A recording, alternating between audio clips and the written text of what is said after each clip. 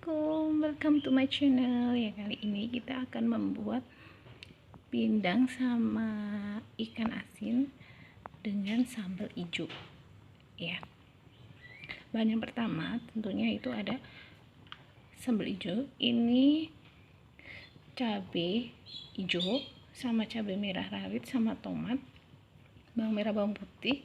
Itu kita rebus lalu kita haluskan, jadilah seperti ini. Kemudian ikan asinnya sama pindangnya juga aku goreng dulu ya.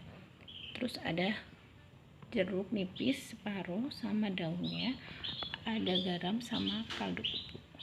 Oke, let's to eksekusi. Oke, pertama kita masukkan tadi cabenya ya.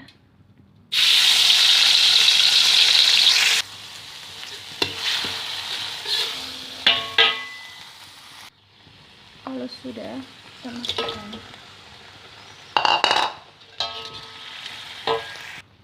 tambahkan gula jawa, 2 potong gula jawa aja ya mam.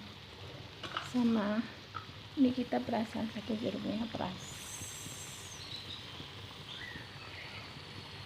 Kalau udah kita aduk-aduk ya. Kalau udah harum berarti tandanya udah matang. Gampang kan mam? Oke, selamat berbuka puasa dan selamat mencoba.